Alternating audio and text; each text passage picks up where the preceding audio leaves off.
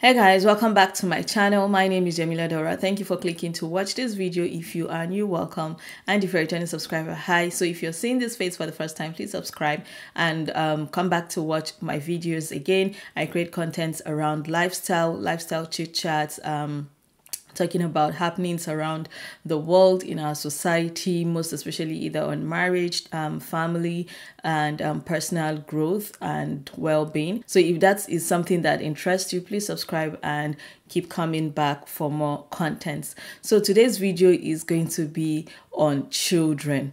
In recent times, a lot of things have been happening. If you are someone that is really online, you're reading about news, children making decisions, very irrational decisions that potentially cause damage, not just to themselves, but to other families. Last week, there was a news report on the internet about a parent that tweeted something that happened to his child.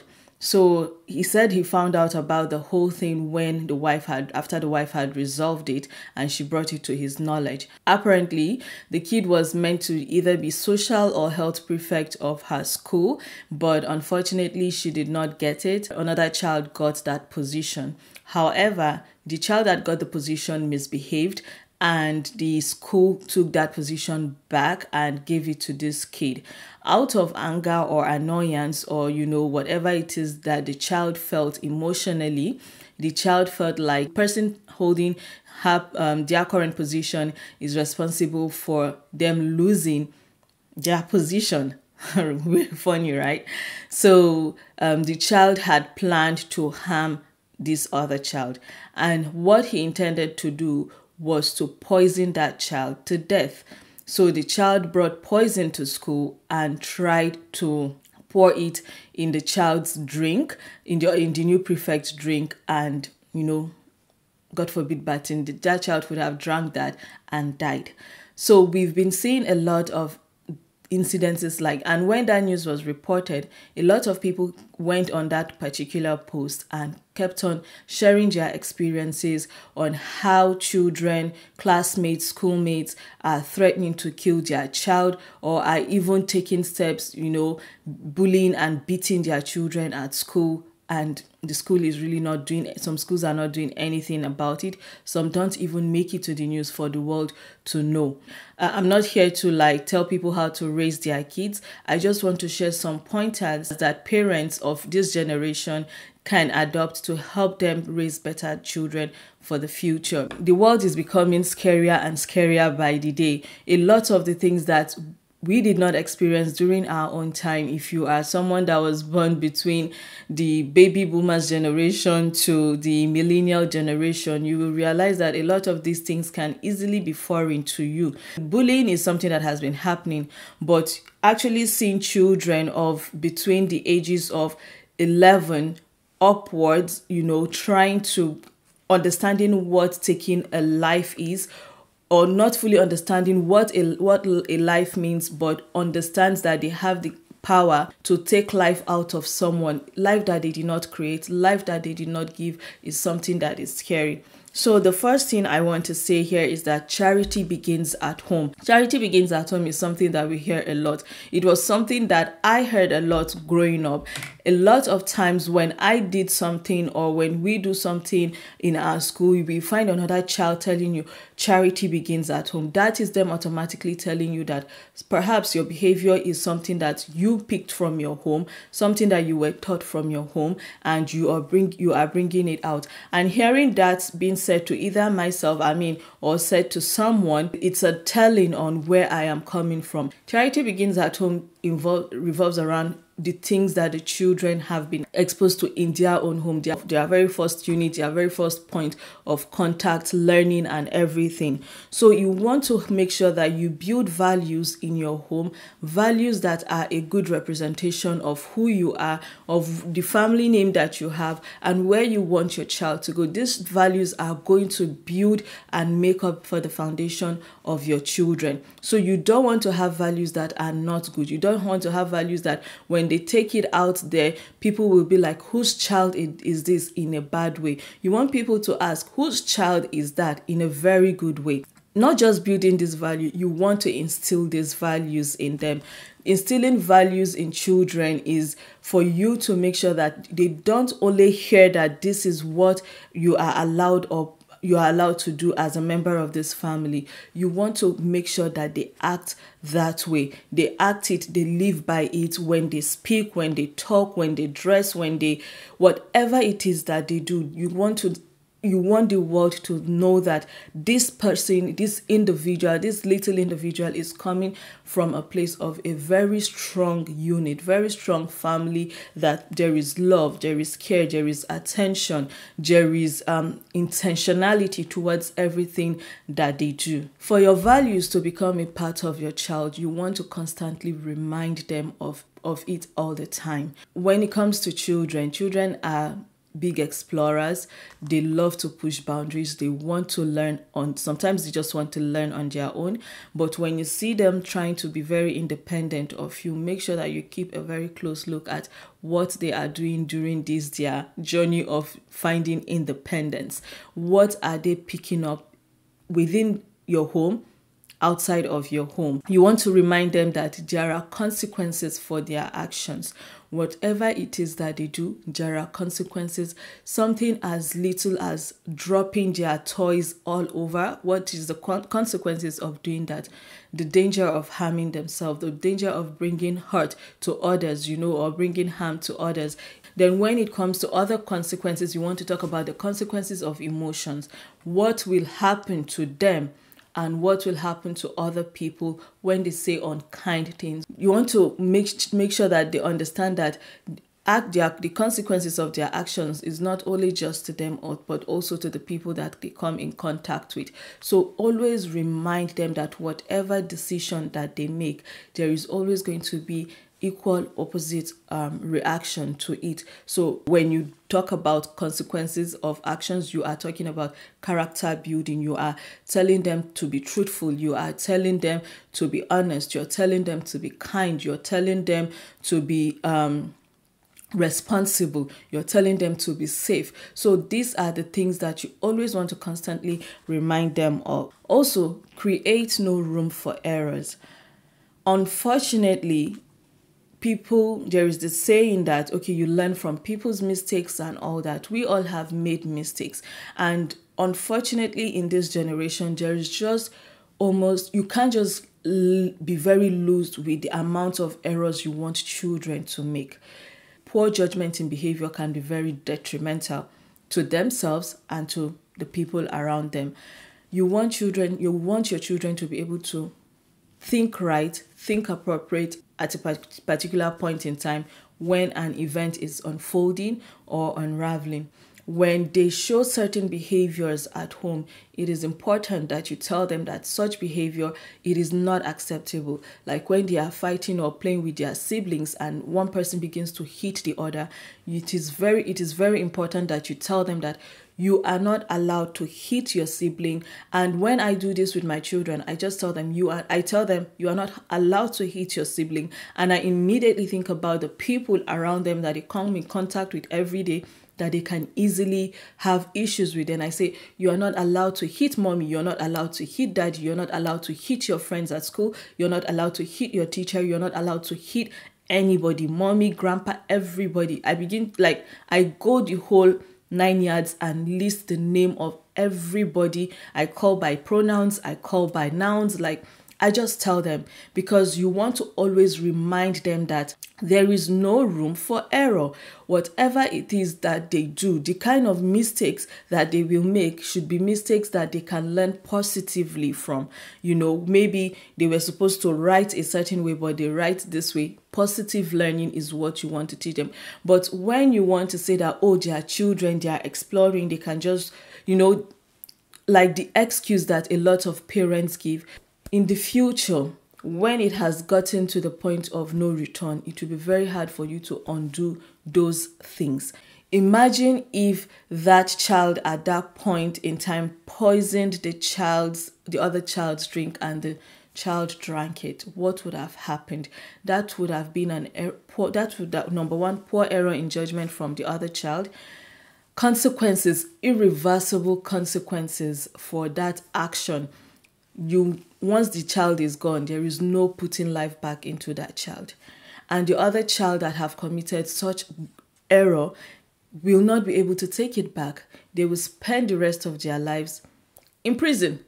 Whether it's going to start from juvenile to whatever, they won't have life anymore, because that was premeditated, that was planned until a teacher saw it or another student saw it and followed that action and it failed. So these are the kind of errors, you cannot give room for bad behaviors. If your child is screaming at you in public, be firm. If your child is screaming at another child, don't just smile and be like, oh, children will always be children. That behavior will continue. It will be from one child, from their adolescence, from their teenage to adolescence to adult, and they've become full-grown individuals that find it comfortable to be abusive, verbally or physically abusive to other people. At this point, I would like to say, as parents, we have to learn to live by examples. I model behavior for my children a lot. I make sure their father models behavior for them a lot. I want to be my children's first teacher, and you want to be your children's first teacher. That is how you are going to secure proper knowledge, proper understanding, proper character building, proper education for your children.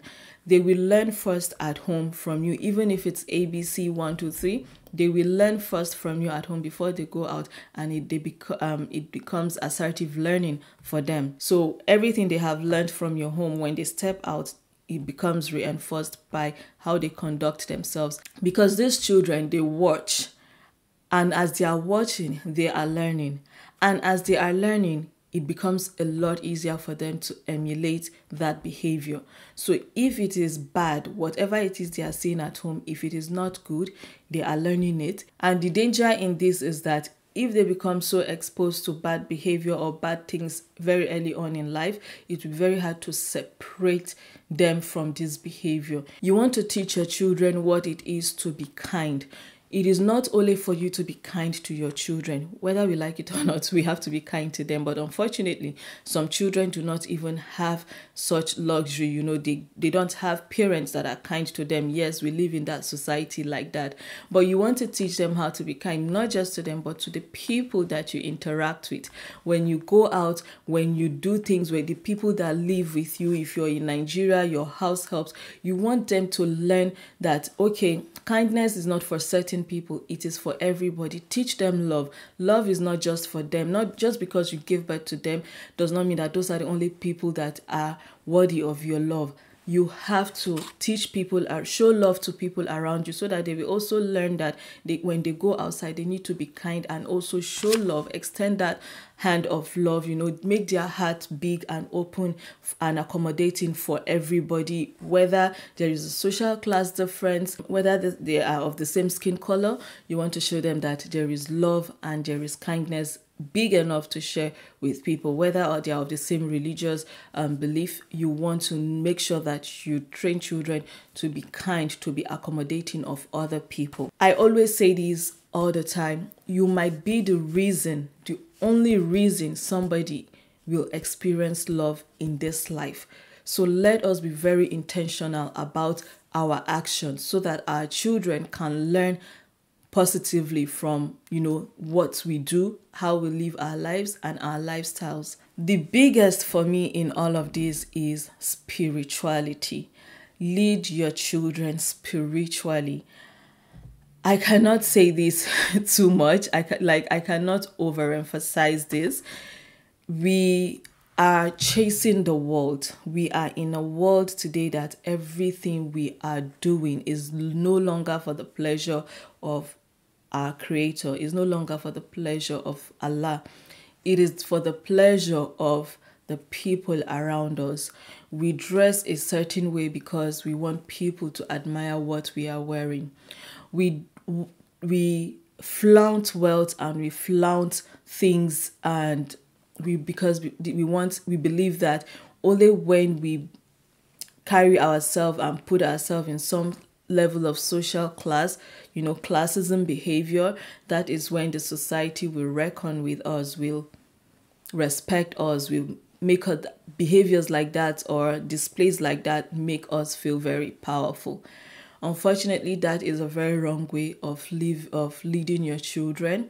I'm not saying that you should behave in a poor manner, or even if you're rich but behave poor. No, behave humbly.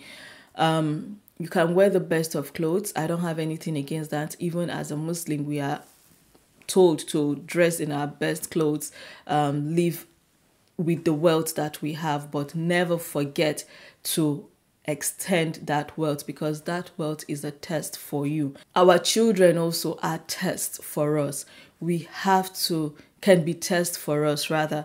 So we have to learn to lead them spiritually. Even with the same story, the man said that one thing he has instilled in his children is to recite their Azkar every morning. As Muslims, it's like the daily manna. For Christians, there are verses of the Quran, just like you have verses in the Bible that you have strong conviction over or about, and you recite them with the conviction that these daily manners, these Azkar, are the ones that will protect you by the will of Allah.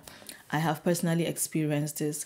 My children were saved by the minute. Like, let me even say by the second. Every day I have this habit. My children don't go to school in school bus. I have said to myself, if that is the only thing I will be able to do to them, drive them to school every day, pick them up from school, I will do it. Even if it means that I will never be able to keep a 9-to-5 job, just so I can take my children to school, I will do it.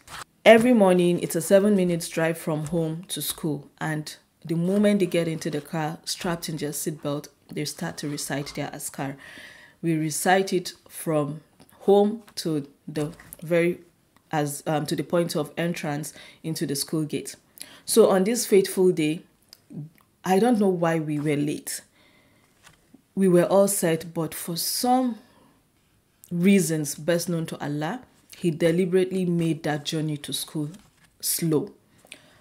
Upon arrival, as soon as we were second to the last, I remember vividly there was a black car behind, and I was dropping my kids, and this lady was also dropping her kids. And as soon as they stepped out of the car, in the bid to rush, because the school main door closes at 7:45, and once that closes, it's recorded tardy.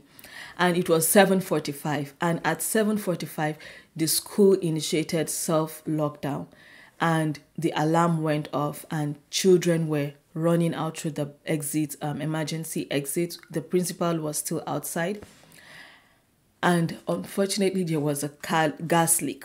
My son is asthmatic. If he had gone into that school building a second earlier, and the gas leak was happening and he was exposed, I don't know the story would have been saying today. And this man also said the same thing, that he believes that by the will of Allah, the culture of reciting their Azkar every day, their daily manner every day, was what protected his child that day. We are living in a very fast-paced world. You find homes where there are two working class parents barely present. Even if they are present, they are barely there. They have no idea the activities of their children in school or outside the school. They are living together, but they are not living together is the situation that we are in. We have parents that believe that they are working for these children, but they don't. Yes, we are all working for our children.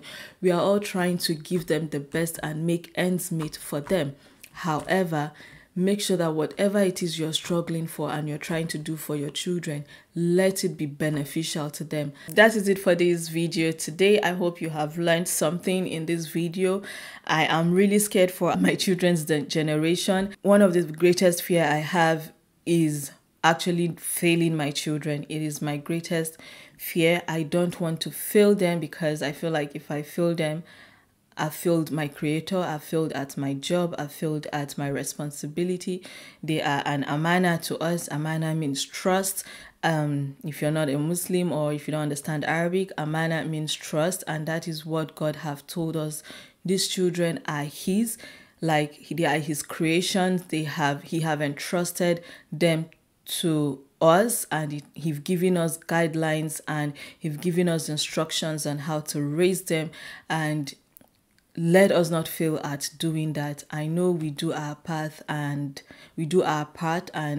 Allah does the rest, but most importantly, it is for us to be intentional. If we are really intentional about protecting that which God have given to you, I don't think you are going to fail about it, because God is going to see your intentions, He's going to see your struggle, and He's going to make it easy for you. Please give this video a thumbs up, subscribe if you have not. See you in my next video. Bye and stay blessed. 2 a.m. got me feeling myself. All alone, but I'm loving myself.